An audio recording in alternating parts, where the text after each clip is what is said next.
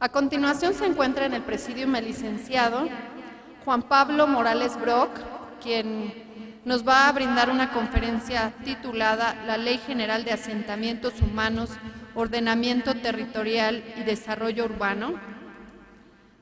El licenciado Juan Pablo Morales Brock es abogado por la Escuela Libre de Derecho. Del 2002 al 2003 laboró en Rich Head Müller SC. Del 2003 al 2011 en la Notaría 116 del Distrito Federal, de la cual es titular el licenciado Ignacio Morales Lechuga.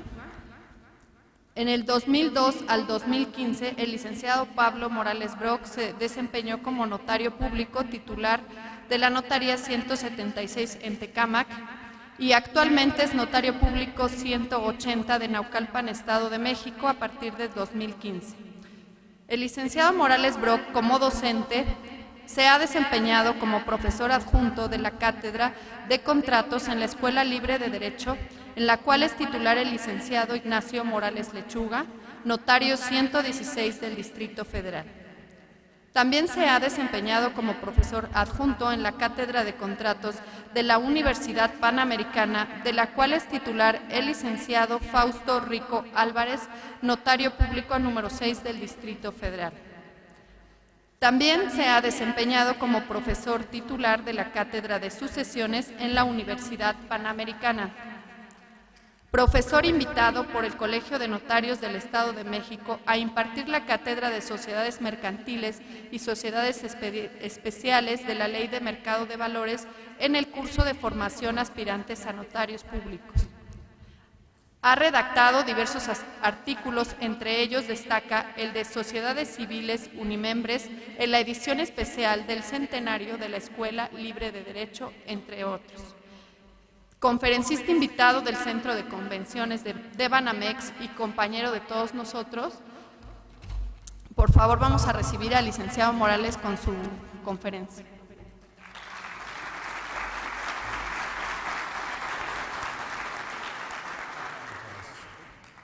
Como tú digas.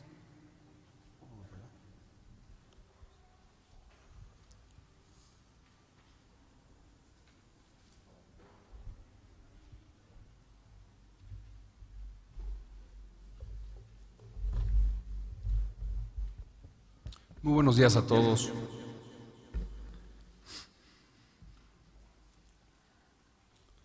Me da mucho gusto estar aquí con ustedes. Gracias al presidente Jorge Ramos Campirán por invitarme a platicar un ratito con ustedes. A Claudia Francós, la directora de este Centro de Estudios Notariales, que la verdad es que organizó todo esto y desde mi punto de vista quedó espléndido.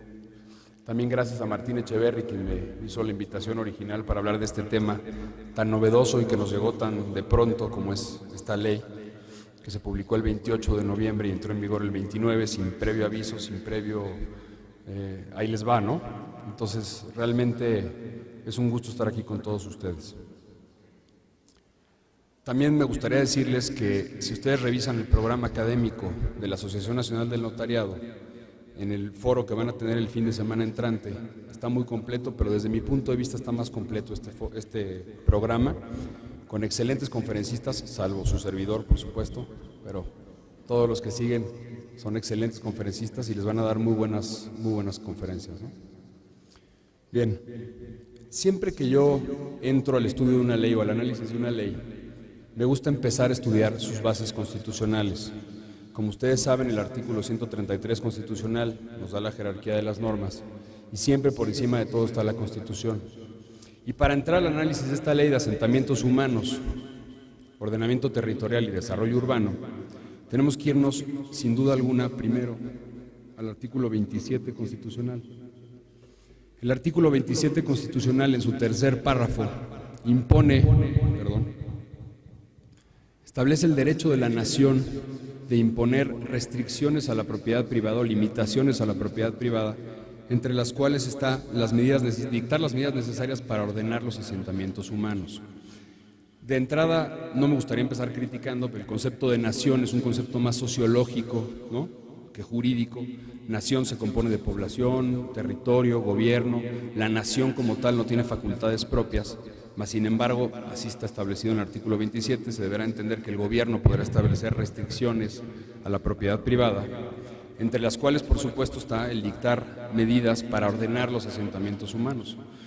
Este ordenamiento de los asentamientos humanos tiene importancia trascendental en todas las áreas, en el área social, en el área de seguridad pública, en el área de desarrollo, en el área de salud, porque un lugar con un asentamiento humano desordenado no puede tener acceso correcto a la salud hospitalaria, a la educación de parte de los niños, al tema de ordenamiento en general.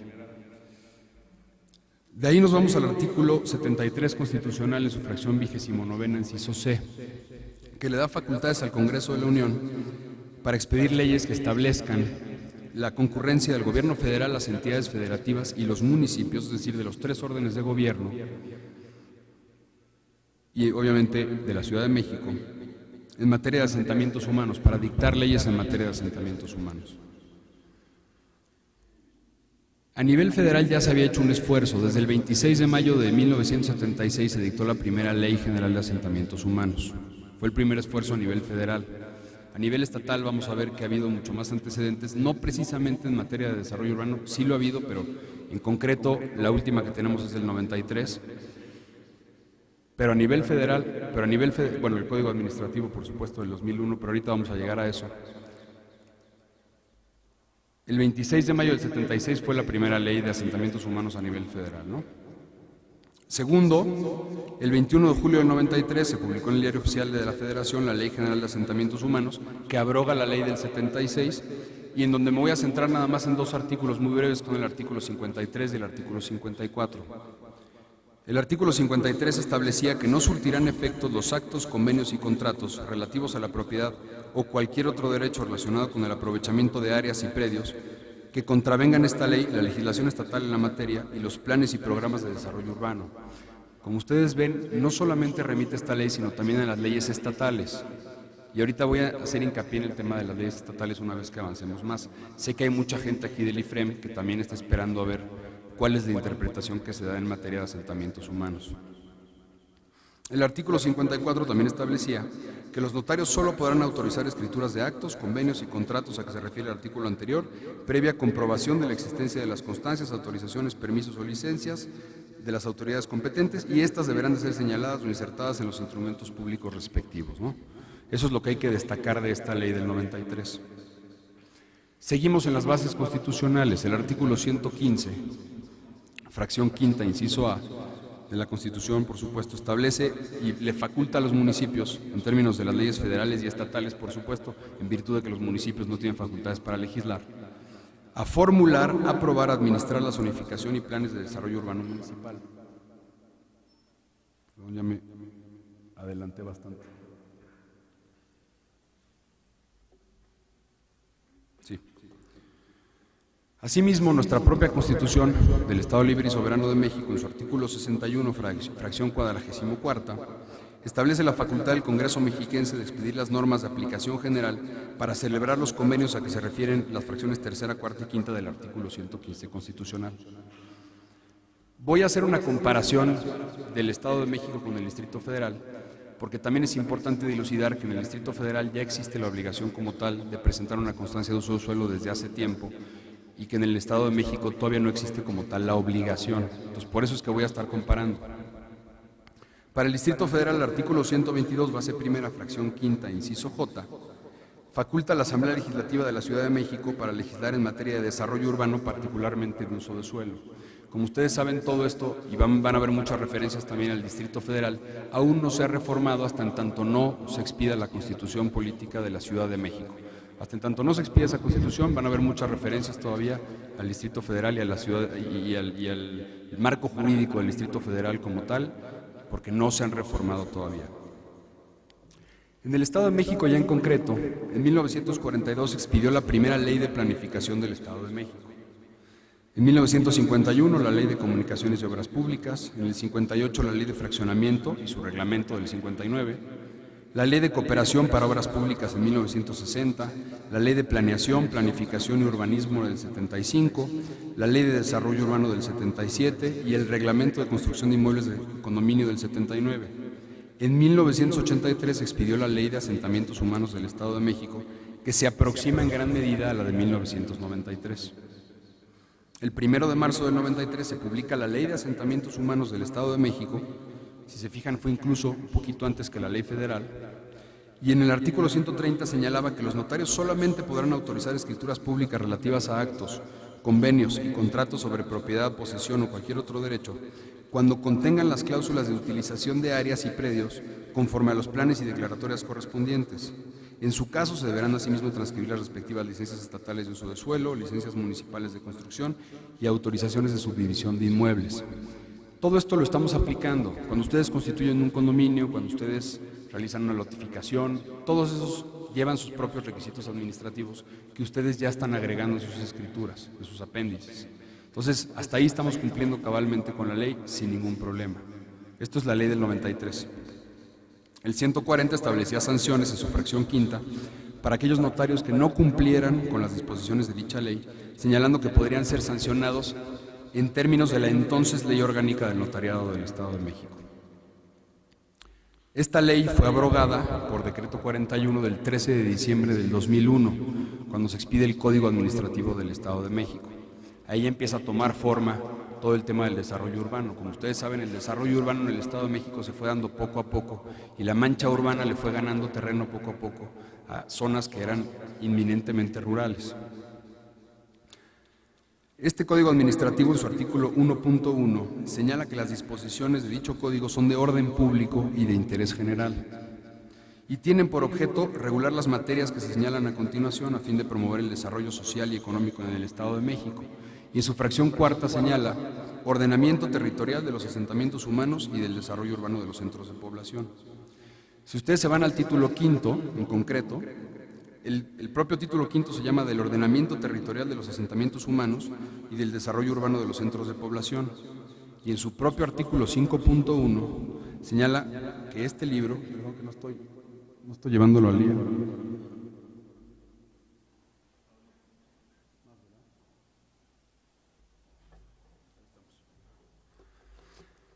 El mismo título quinto señala como facultad de la Secretaría de Desarrollo Urbano y Obras Públicas el elaborar, ejecutar y evaluar el Plan Estatal de Desarrollo Urbano y los parciales que de este deriven, y la facultad de los municipios de elaborar, aprobar, ejecutar, evaluar y modificar los planes municipales de desarrollo urbano, los planes de centros de población y los parciales que deriven de ellos.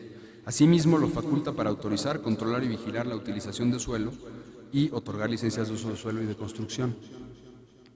Y el 5.6 señala que el uso y aprovechamiento del suelo con fines urbanos, así como la construcción de edificaciones, cualquiera que sea su régimen jurídico de propiedad, se sujetará a lo dispuesto en este libro, su reglamentación, los planes de desarrollo urbano y las autorizaciones y licencias expedidas por las autoridades competentes en materia urbana.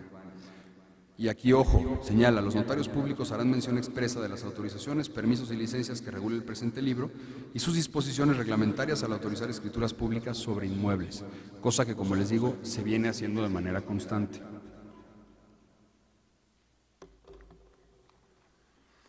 Los registradores de la propiedad solamente inscribirán dichas escrituras públicas cuando contengan la mención expresa de las autorizaciones y licencias que regula el presente libro y sus disposiciones reglamentarias.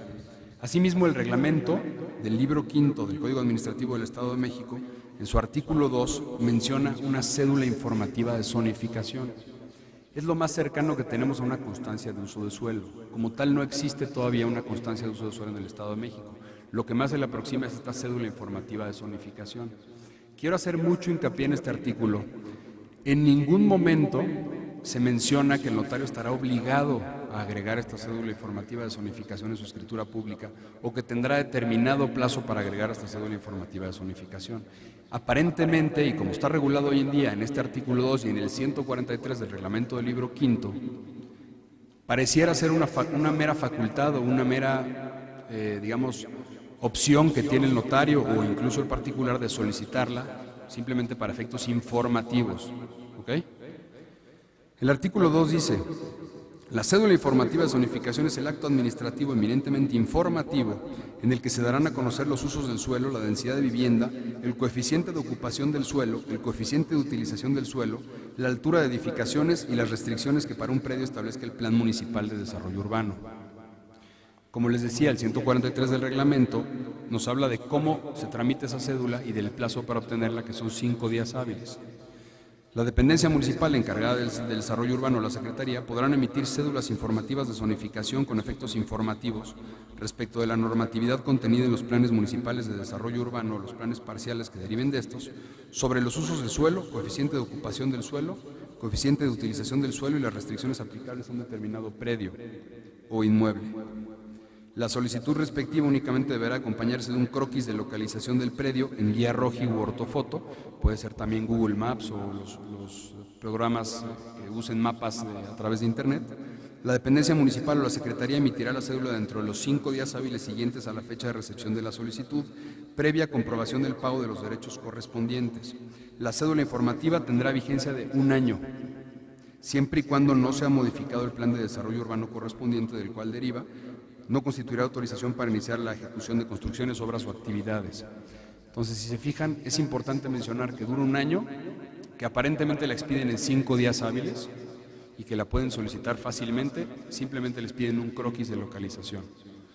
Aquí sí quiero hacer hincapié en el tema de los municipios. Son 125 municipios en el Estado de México. Es muy sencillo quizás obtenerla en Lerma, en Naucalpan, en Tlanepantla, pero va a ser más complicado si ustedes se van un poquito más lejos. No creo que todos los municipios estén adecuados al día de hoy para expedir este tipo de cédulas. Por lo tanto, la obligatoriedad de presentarlas sería un enigma, sería un poco como cuando empezó la ley antilavado, que nos pedían dar avisos y demás, pero no existía la plataforma para dar tales avisos. Por lo tanto, hasta hoy en día mi criterio es que no se deben de presentar. Ahorita voy a continuar.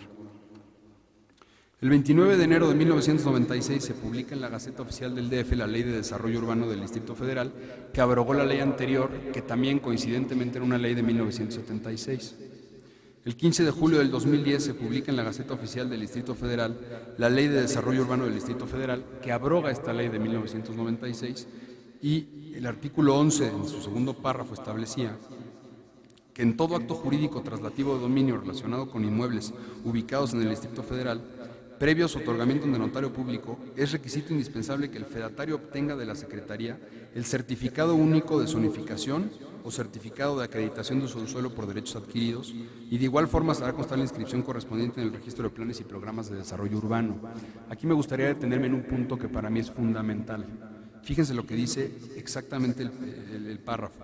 En todo acto jurídico traslativo de dominio, es decir, cualquier compraventa, donación, adjudicación, en donde se transmite el dominio, se deberá de agregar este certificado. ¿Por qué? Porque el nuevo adquiriente, el nuevo propietario, tiene la facultad de cambiar el uso de suelo. Por eso es que se pide esa constancia de uso de suelo. Y es obligatorio obtenerlo en el Distrito Federal. Si se fijan, conforme está la redacción del 143, en ningún momento se nos impone la obligación de pedir esta cédula para escriturar, ni siquiera en los actos traslativos de dominio. Ojo, hago mucho hincapié en esto. El artículo 44 de dicha ley también establece que los actos jurídicos relacionados con la transmisión de propiedad de inmuebles o con su uso y aprovechamiento deberán de contener las cláusulas correspondientes a su utilización de conformidad con los programas o determinaciones que a solicitud de los interesados dicte la Administración Pública en aplicación de esta ley. Entonces, en el Distrito Federal está clavado que tienen que agregar la constancia de uso del suelo. Si no la agregan, no les inscriben la escritura y punto. No sé si recuerden todos aquellos que lleven operaciones del Distrito Federal. En el 2013 hubo una época en la que se atrasaron con la expedición de certificados, con la expedición de estas constancias de uso del suelo. Y fue un problema enorme porque no se podía escriturar, porque la ley decía que tenían que tener la constancia de uso del suelo para poder escriturar.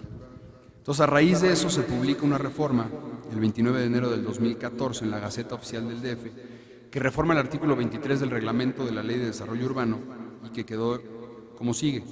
Dice, con la sola solicitud de expedición de certificado se podrá otorgar la escritura traslativa de dominio ante notario, quien deberá agregar al apéndice de la escritura respectiva el certificado obtenido y agregar copia del mismo al testimonio que presente para su inscripción en el registro público de la propiedad. Entonces le faculta a los notarios simplemente con la mera solicitud de esta constancia de uso de suelo, a poder firmar el instrumento, pero eso sí, una vez que lo envíen a registro, tiene que tener la constancia de uso de suelo forzosamente, si no, les deniegan la inscripción. Pero bueno, esto fue una apertura porque estaba trazando todos los trámites de escrituración relativos al Distrito Federal.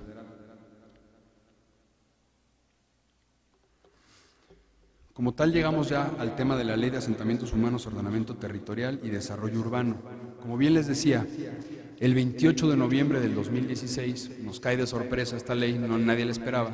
Y no solamente nos cae de sorpresa, sino que entra en vigor al día siguiente de su publicación. Es decir, a partir del 29 de noviembre del 2016, en teoría, todos los estados están obligados a tramitar constancias de uso de suelo, o como les llamen en determinado estado, ¿no? Esta ley abroga la ley del 93 que acabo de mencionar y establece en su primer transitorio, que entra en vigor al siguiente de su publicación, lo que estábamos diciendo, y del tercero al 12º transitorio se establecen los plazos para que las autoridades en sus 3 órdenes de gobierno, es decir, federal, estatal y municipal, creen o adecúen las disposiciones legales y reglamentarias relacionadas con la misma, que van de 6 meses a 2 años. Estos artículos transitorios son fundamentales para nosotros. Hoy en día, como les digo, las instituciones públicas no están preparadas todavía para expedir este tipo de constancias.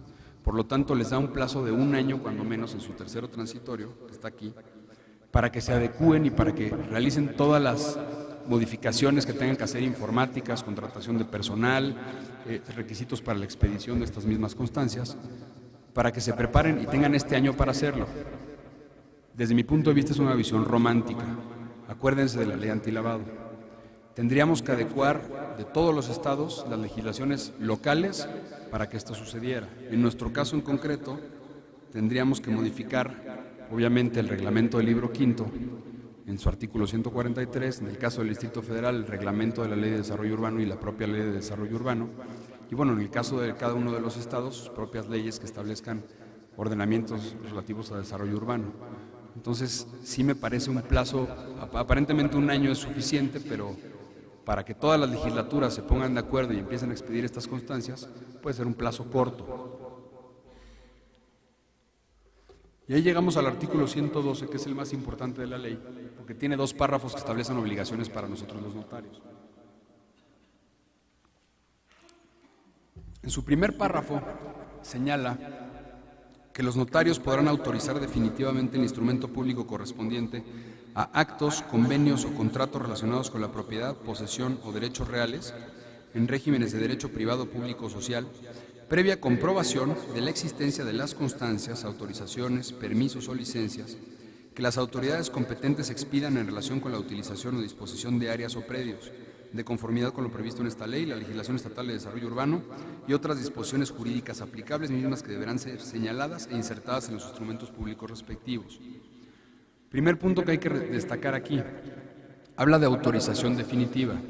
Ustedes recuerdan perfectamente el artículo 88 de la Ley del Notariado del Estado de México, que establece que la autorización definitiva se da hasta que uno pague todos los impuestos y se cumplan todos los requisitos administrativos. Por ende, ¿pueden ustedes firmar sin esta constancia de uso de suelo? Sí, sí pueden firmar sin esta constancia de uso de suelo, es la respuesta absoluta. En teoría, y de acuerdo al 112, una vez que autoricen definitivamente el instrumento, ya tendrían que tener esta constancia de uso de suelo. Entonces, analizando este artículo, ¿no?, debemos de considerar, de conformidad con lo dispuesto al tercero transitorio, que tenemos 1 año para que se hagan las adecuaciones administrativas. Es decir, el 29 de noviembre del 2017, en teoría, ya deben de estar hechas todas las adecuaciones administrativas para poder expedir este tipo de cédulas. Porque además, si me regreso un poquito al primer párrafo del 112, no solamente habla de actos traslativos de dominio, habla de actos, convenios o contratos relacionados con la propiedad, posesión o derechos reales, es decir, uso, usufructo, arrendamiento, hipotecas. Todos esos actos tendrían que tener una constancia de uso de suelo. Entonces, si no tenemos todavía la plataforma para expedirlos, no podemos exigirlos, no podemos agregarlos, no estamos obligados a lo imposible. En relación a contar con los certificados de zonificación, tratando de, bueno, primero, en teoría, ¿tendríamos que agregarlos? Desde mi punto de vista, no. Sin embargo, en aras de la buena fe y del ejercicio común y cautelar y la práctica prudente del notariado. Si ustedes pueden tramitar la cédula informativa de zonificación que está regulada en el artículo 2 y en el 143 del reglamento, tramítenla y agréguenla. Muchos municipios ya la están expidiendo, yo la he pedido en varios casos y ya me la han expedido y sí cumplen el plazo de los 5 días hábiles. Entonces, si ustedes la pueden agregar, agréguenla, pero no estamos obligados como tal. En el Distrito Federal está clavado, en el Distrito Federal sí la tienen que agregar forzosamente y ahí no hay interpretación alguna, la están expidiendo y cuesta más o menos 1,000 pesos. En el Estado de México, si tienen alguna duda, anda alrededor de los 300 pesos en casi todos los municipios. En relación al segundo párrafo, es decir, al tema de convenios, contratos relacionados con la propiedad, posesión o derechos reales, es decir, uso, usufructo, habitación, hipotecas y demás, ¿cuál es mi criterio? Que no se deben de agregar. Tengo 3 argumentos que desde mi punto de vista son suficientes para hacerlo. El primero de ellos es el objeto de la ley. El objeto de la ley como tal, que regula que uno no viole los usos de suelo, que uno no disponga o cambie los usos de suelo a través de una escritura. A través de una hipoteca, el acreedor hipotecario de ninguna manera puede cambiar el uso del suelo. Un arrendatario tampoco puede cambiar el uso del suelo. Entonces, yo soy del criterio de que en derechos reales, hipotecas, posesión, arrendamiento y demás, hoy en día no estamos obligados a pedirlos hasta que no se hagan las adecuaciones correspondientes al 29 de noviembre del 2017. En los actos traslativos de dominio, insisto, no estamos obligados, pero en un ejercicio de buena fe, tratemos de tramitarlos si el municipio lo expide. Insisto, en los 125 municipios estoy seguro que no todos expiden este tipo de cédulas informativas de zonificación.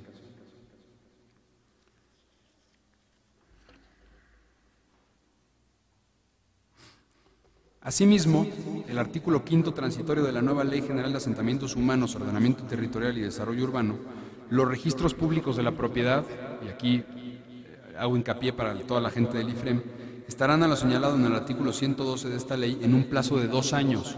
A ellos les dan un plazo de 2 años para hacer todas las adecuaciones necesarias para adaptarse a todos los requerimientos especiales que nos pide esta ley.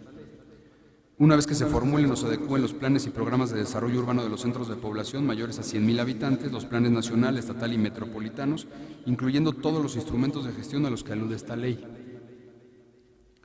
Y en virtud de que obviamente los destinatarios de este artículo son los registros públicos, reitero, como ya lo dije anteriormente, que la obligación de contar con las cédulas de zonificación en el Estado de México, los certificados de zonificación, tratándose de escrituras que consignen actos de posesión o constitución de derechos reales, será a partir de la adecuación que se haga del 29 de noviembre del 2017.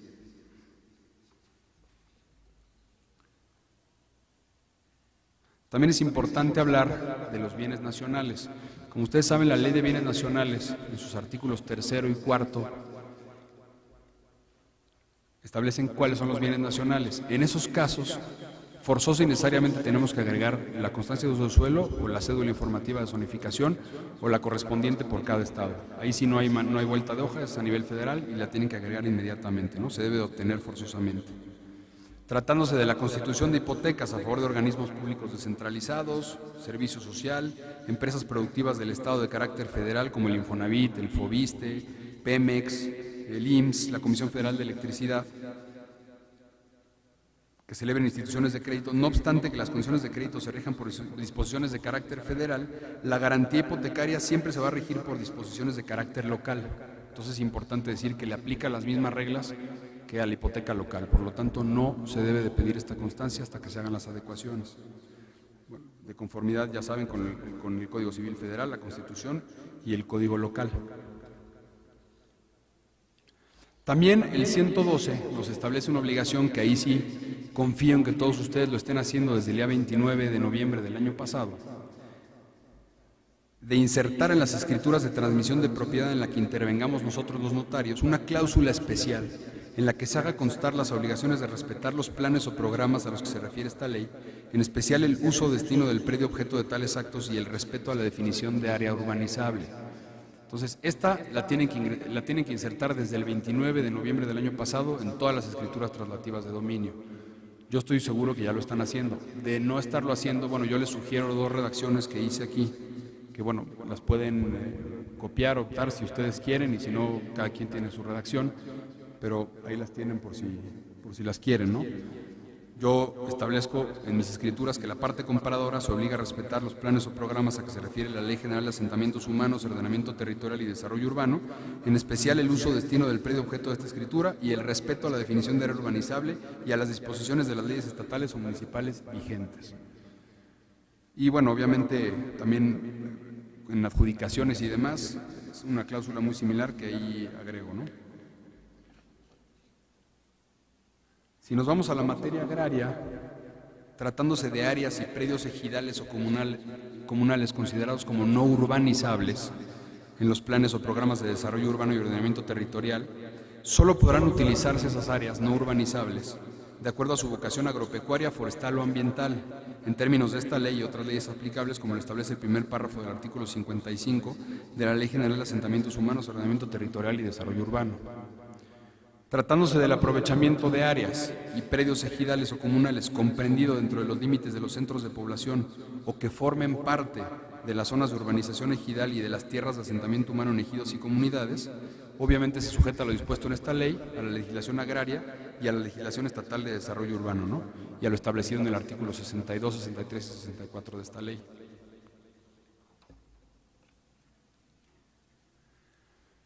De acuerdo con el segundo párrafo, que esto sí es importante, del artículo 62 de esta ley, la urbanización, fraccionamiento, transmisión o incorporación al desarrollo urbano de predios ejidales o comunales deberá de contar con las autorizaciones favorables de impacto urbano, fraccionamiento o edificación de las autoridades municipales y estatales de acuerdo a esta ley. Asimismo, aquí se establece, y lo reitero también, que el propio Registro Agrario Nacional y los registros públicos de la propiedad no podrán inscribir título alguno de dominio pleno de cesión de derechos parcelarios o cualquier otro acto tendiente al fraccionamiento, subdivisión, parcelamiento o pulverización de la propiedad sujeta al régimen agrario si no se cumple con los principios, definiciones y estipulaciones de esta ley y de las establecidas en la ley agraria. Y también señala otra obligación para el notario, que dice que los notarios públicos no podrán dar fe ni intervenir en este tipo de operaciones, debemos considerar obviamente las señaladas en los 3 primeros párrafos de este artículo, a menos que ante ellos se demuestre que se han otorgado las autorizaciones previstas en este artículo. Por último, reiterar nada más que el segundo párrafo del artículo 5º transitorio de la Ley General de Asentamientos Humanos establece que los registros públicos de la propiedad, los catastros y el Registro Agrario Nacional estarán a lo señalado en los artículos 60, 111 y 111 del presente decreto, una vez que sean adecuados los planes y programas a que se refiere el párrafo anterior, planes y programas de desarrollo urbano, y tendrán 2 años contados a partir del 29 de noviembre del 2016. Por último, y es importante mencionarles, he escuchado varias versiones en donde nos dice, bueno, finalmente es una ley en donde no nos establecen sanciones a los notarios. Pues no, efectivamente no vienen sanciones como tal en la ley. Sin embargo, siempre estaremos sujetos a las responsabilidades establecidas en los artículos de la ley notarial, el 148, 151, y por supuesto que una vez que se hagan estas adecuaciones en el plazo de 1 año, tenemos que empezar a cumplirlas a cabalidad, aun cuando esta ley no establezca sanciones específicas propias de esta ley. ¿Ok? ¿Alguna duda, alguna pregunta?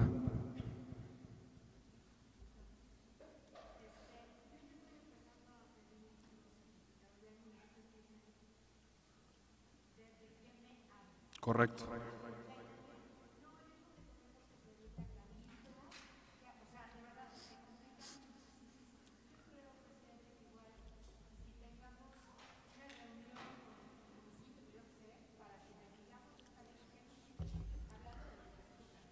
Sí.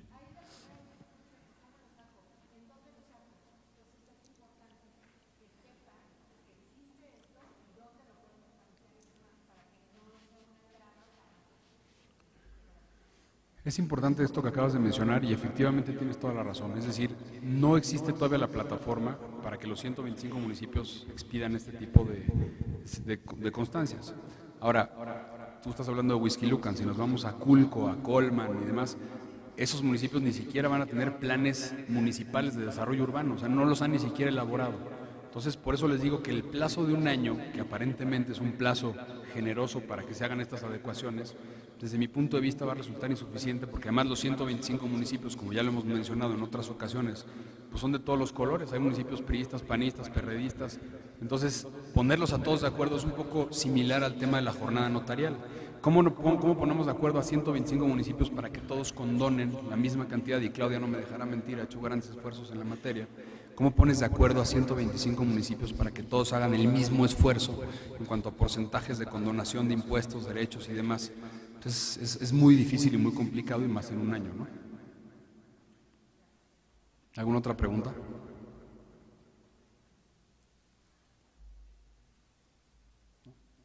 Pues muchísimas gracias, muy amables.